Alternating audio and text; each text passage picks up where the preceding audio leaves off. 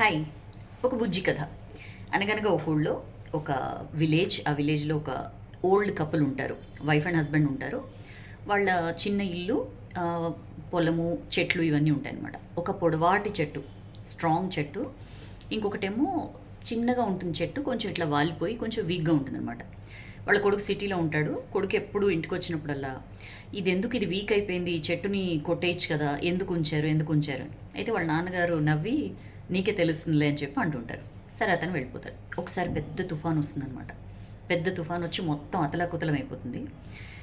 కొడుకు గాబరా పడిపోయి వచ్చి చూస్తాడనమాట. అరే అమ్మ నాన్న ఎట్లా ఉన్నారు అని చెప్పి గబగబా వచ్చి చూసేసరికి ఆ బలమైన పొడుగు చెట్టు ఏదైతే ఉందో అది ఆ తుఫాను గాలికి దానికి తట్టుకోలేక ఫైట్ చేద్దాం, ఎట్లన్నా గాలి ఇట్లా వీస్తున్నప్పుడు దాన్ని ఎట్లన్నా ఢీకొందాం అని చెప్పి ఇది ఆ ప్రయత్నంలో విరిగిపోయి పడిపోతుంది అనమాట. వేరాజ్ ఈ వంగిపోయి వీక్గా ఉన్న చెట్టు ఆ బలమైన గాలులకు అకార్డింగ్గా, గాలి ఎటు వీస్తుంటే దానికి అకార్డింగ్గా వంగుతూ తనను తను కాపాడుకుంటూ అట్లా నిల్చుంటుందన్నమాట. అమ్మ నాన్నల ఆ చెట్టు దగ్గర చూస్తాడు. అరే ఇదేంటి ఇంత బలంగా ఉన్న చెట్టు ఏంటి ఇట్లా అయిపోయింది అని చెప్పంటే నాన్న దగ్గర కూర్చోపెట్టుకొని చెప్తాడనమాట. లైఫ్లో రిలేషన్షిప్స్ కూడా ఇంతే నాన్న. మనం ఎంత బలవంతులం, మనం ఎంత ఫైట్ బ్యాక్ చేయగలుగుతామని చెప్పి ఆ స్ట్రాంగ్ చెట్టులాగా ఉండకూడదు.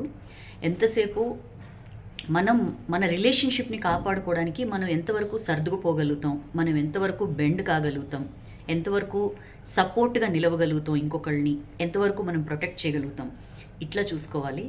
ఏదైనా రిలేషన్షిప్ని కాపాడుకోవాలంటే అది ఫ్యామిలీలో అయినా, లేకపోతే ఫ్రెండ్షిప్లో అయినా, లేకపోతే ఏదైనా సరే, వాట్ ఎవర్ ఇట్ మేబీ, ఒక రిలేషన్షిప్ని కాపాడుకోవడానికి మనం ఎంత స్ట్రాంగ్ అనేది ఇంపార్టెంట్ కాదు. మనం బెండ్ అవ్వడాన్ని వీక్నెస్గా కూడా చూడక్కర్లేదు. మనం ఆ రిలేషన్షిప్కి మనం ఇస్తున్న వాల్యూ ఏంటనేది దాని ద్వారా అర్థమవుతుంది. ఈ కథ నుంచి ఈ 2 చెట్ల ద్వారా ఇది నేర్చుకోవచ్చు నువ్వు అంటే అప్పుడు కొడుకు ఓహో అందుకనే అనమాట దీన్ని కొట్టేయకుండా ఉంచారు, వీళ్ళిద్దరు రిలేషన్షిప్ కూడా అలాంటిదే అమ్మ నాన్నలది కూడా అని చెప్పి నవ్వుకుంటూ వెళ్ళిపోతాడు అనమాట. చాలా చిన్న స్టోరీ అండి, ఎంత బాగుంది కదా. నిజంగా రిలేషన్షిప్స్ విషయంలో మనం ఎంతసేపు పంతం, నా మాట నెగ్గాలి, నేను తగ్గకూడదు, నేను స్ట్రాంగ్గా ఉండాలి, ఇట్లా ఆలోచిస్తాం. కానీ కొంచెం అడ్జస్ట్ అయ్యి ఒక అడుగు కిందికి దిగడం ద్వారా మనం ఆ వాల్యుబుల్ రిలేషన్షిప్ని కాపాడుకున్న వాళ్ళం అవుతాం. నాకైతే బాగా నచ్చింది.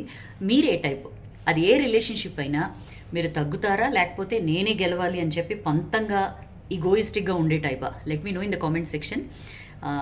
నేను డెఫినెట్లీ చదువుతా కామెంట్స్ అన్నీ.